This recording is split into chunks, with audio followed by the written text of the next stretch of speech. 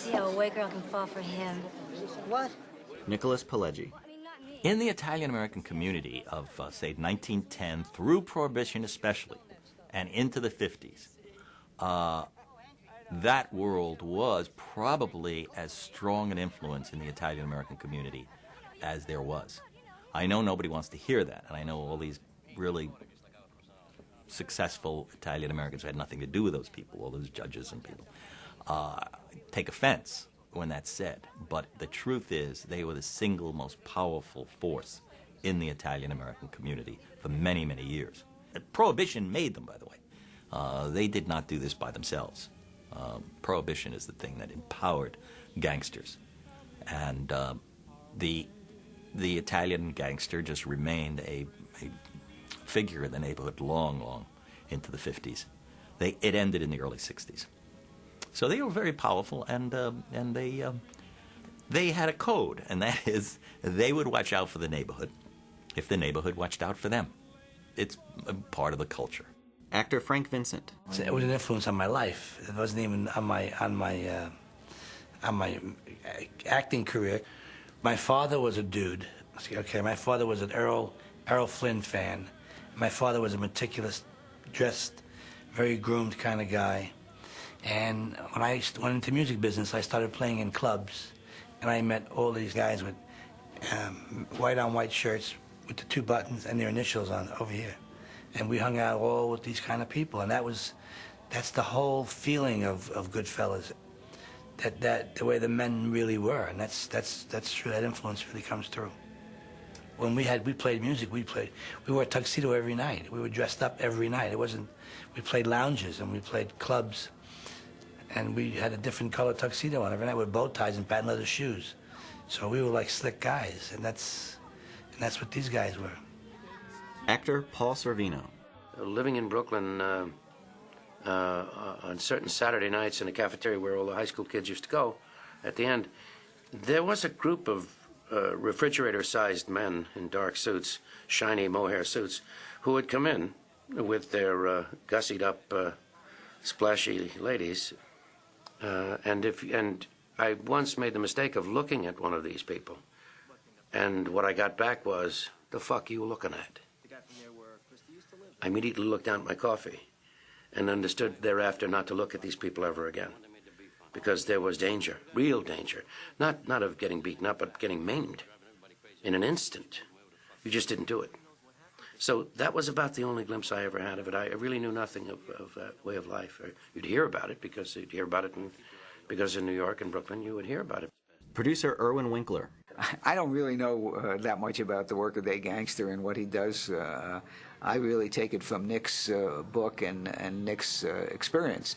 And Nick has been a journalist for many, many years and specializing in crime reporting. So he really has a knowledge of all these people. He's lived with them, he's talked to them, he's been with them for really, really a long, long period of time. Marty probably less so, and I think all of us relied a great deal on Nick's knowledge of these people. And then Marty has a great ability when meeting these people and finding out and talking to them and spending some time with them of capturing the essence of what their life is like. Nicholas Pileggi. And Marty grew up in that culture, and so did I, and we both knew it, and we knew the significance of that world and why a guy like Henry would be so enamored with it, and why his father did everything he could to try to keep his son from becoming a part of that world. Because once you join it, it's not this thing that they kill you, you can't leave.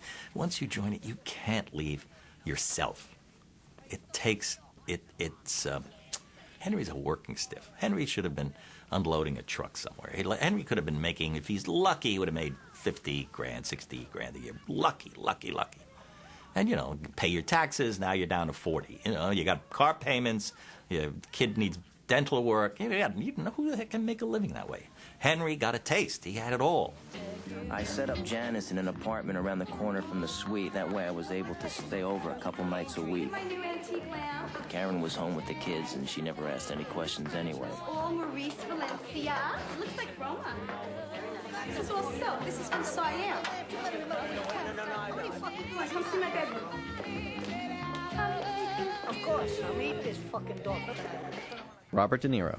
Well, if you're usually you feel something could be very simple, and say you feel because it's so simple, there's got to be more to it than this. I have to be able to do something, and say Marty would say, this has even happened, say, with us in a certain kind of way where you don't have to do anything. Just that's it. The less, the better. The less, the better. And that's really the strongest way to go, most powerful way to go. Just not to do anything. And it's very hard for actors in general to feel that they're doing enough, whereas all they have to do is nothing, and that's all that's needed.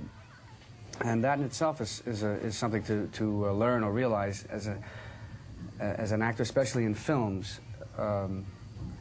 So that's sometimes when you use non-actors, they don't even think that way. And you can get a very strong presence without any of the other stuff that comes along with it, like I should be doing this or that, you know. Michael Ballhaus. It affects the shooting because these guys are sometimes not as professional as actors, and because Marty is very accurate with the timing. So there are sometimes scenes where it's hard to get the timing right because the camera moves and you want like every guy to say his line at the right second when the camera is at him. And sometimes they don't get it and then you have to do it over and over again. But, you know, it works because these guys are very original and very yeah, they are the real guys. So it's the quality of these guys is so good that you go through this, even if it's sometimes a little harder to work with these gentlemen than with professionals. Actor Frank Vincent. And the less actors you use, the more real you can get reality, because you get real people. They don't even know they're acting. Writer Nicholas Pileggi. But a lot of those guys in the back were not really professional. They would just, Marty picked them up for character, for face. So it was very natural to them. It gave a natural, almost documentary feel. On the documentary thing, there's a lot of emotion, a lot of power, and I wanted it to seem as raw and real as that. But that goes back to Kazan and Cassavetes. And Kazan started doing it a lot by utilizing people that were actually there in the scenes or from that world, mixed in with the actors. East of Eden and on the waterfront. You could see that. Just look at East of Eden in widescreen color in a theater, and you'll see it's something in America that just the porch of the whorehouse when James Dean goes to talk to Lois Smith in the bar, talks about his mother and he wants to go down the hall to see his mother, and she tells him, you better get out of here. It's like a daguerreotype. It's like a photo out of that time, right out of that time. And so there's a certain sense, it's more than naturalism or realism. It's more than that. I got a great head. A little prick. Yeah, I'm in. What do you do? 800 of course. You haven't been home in 2 weeks. You're not going out tonight. Hey, Karen, will you grow up? Stop. I'm still gonna go out.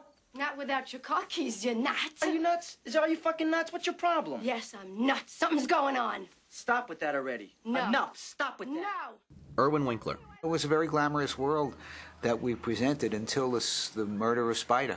Up until then, it's a very glamorous world. In fact, that's where we had a big fight with Warner's about that. They wanted us to remove the Spider killing. When Joe Pesci in the second scene, the card game, kills Spider, Warner's desperately wanted us to take it out. And we had to very forcefully explain to them that scene really changes the audience's attitude about our friends, that up until then everything is nice. They hang around nightclubs, they got nice girlfriends, they spend money, they wear nice clothes, drive nice cars, and it all sounds like Goodfellas are a bunch of really nice guys until the Spider murder, and then you realize these are not such nice guys. And it took quite a lot of convincing with Warner Brothers and fighting to keep that in. Joe Pesci. The thing that impressed me the most is when I killed the kid. It was very hard for me to get as close to killing someone as possible in that scene, because it wasn't a contract killing, it wasn't somebody that had to be, it was a kid. And some of the actors, even Bob, they put earplugs in, but I wanted this feeling, this deafening feeling, and I wanted to feel that gun ride and feel like it.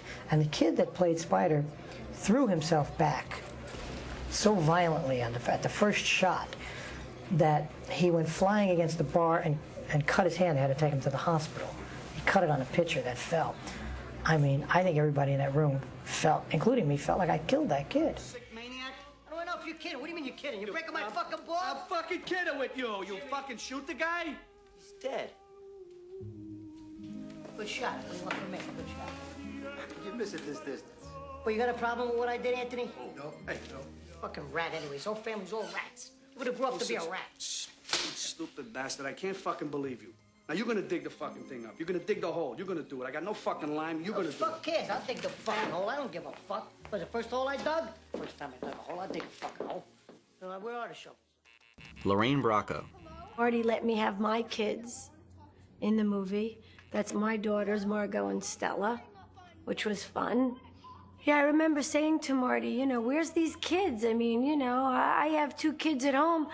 If, you know, you don't always have a babysitter. You can't always, you know, separate your life. And if she's this angry and this upset, and maybe it was just something that, you know, she decided to do, you know, I thought the kids there would be, like, extraordinary.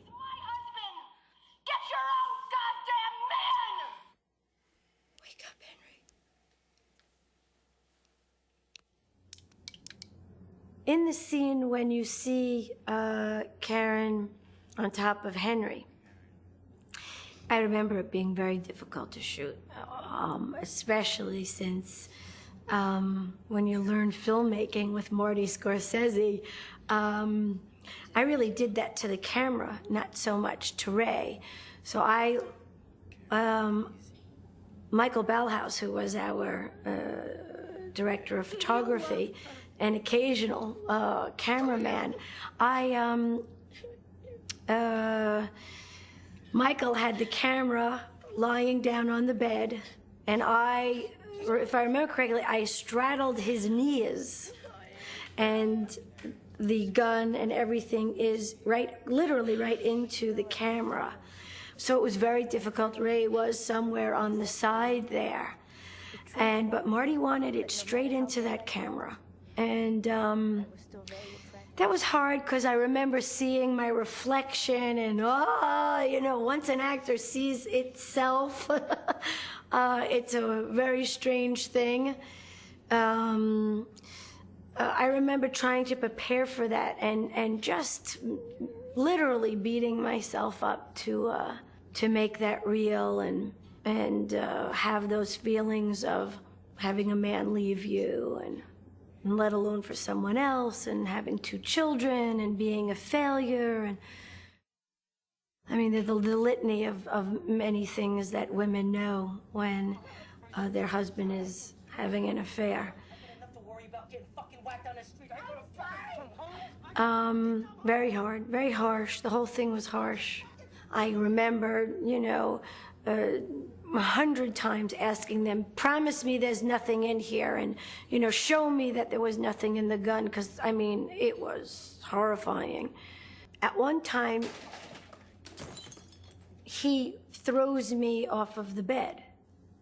And in that, did the gun go flying and hit Michael Ballhaus in the head? That was not funny, but that's what did happen.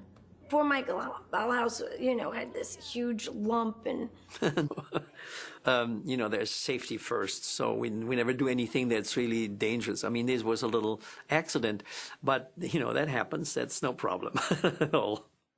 And I believe I bought him a pith helmet for next time filming with Martin Scorsese. I thought it was be better for his health. Karen came to the house. She's very upset.